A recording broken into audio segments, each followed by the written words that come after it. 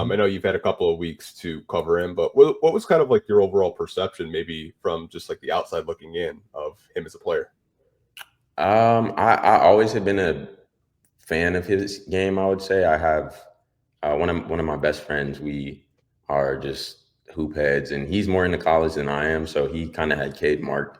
I think even before he got to Oklahoma State, but he was someone who he would occasionally send me clips of. And as much as I do appreciate shorter guards like Sasser, since I am, like I said, only like 5'10", I do like the fact that Cade is essentially a 6'6" point guard. And um, the thing that stuck out to me most since I've really been watching him is the pace he plays with, because sometimes it can look like he's moving slow, but that's all intentional. And I think he has a good job of, or he does a good job of, I think, not allowing the game or any situation to rush him. Like, he knows what spot he wants to get to. He Hmm. knows generally the right reads to make if those lanes to the basket get cut off. So, and for him to only be, I think he's still like 22, 23, he's so young.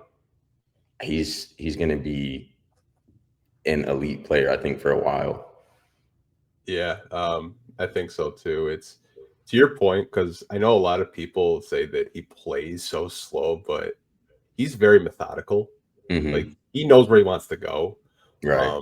And I know some fans get frustrated with the turnovers. I Mhm. get it. I understand it. But I think it's still like a learning process. Like, I think a lot of people forget, like, a lot of these players have had 3 different head coaches in 3 years. So that's a whole like learning curve. Yeah. Obviously, the lingos are different, the systems are different, but I think he's done a pretty good job of just kind of adjusting to JB's system. Um, versus, I don't even know if you could call Monty Williams' system a system, because it didn't look like they wanted to play out there. Right.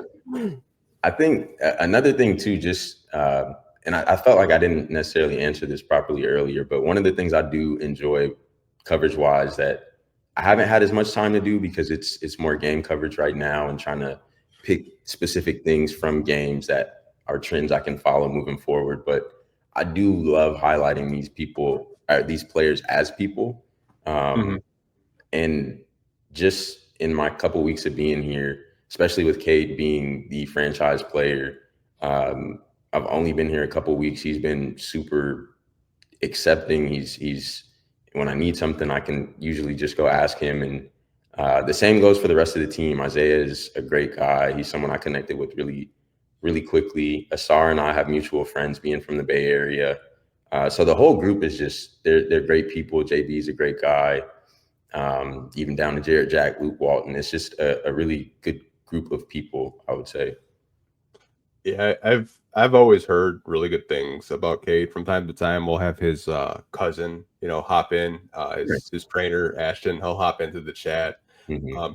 Cade's family, like, immediately when he got drafted, I mean, they were going to Tigers games like a month before he got drafted. Like, they knew they were going to Detroit. Like, they already knew. Same with Right. Isaiah Stewart. He does so much like great in the community that Mhm. maybe not a lot of people know about. Like, donating back in Rochester, New York. I Yep. know he does fundraising with Jalen Rose's Mhm. charity.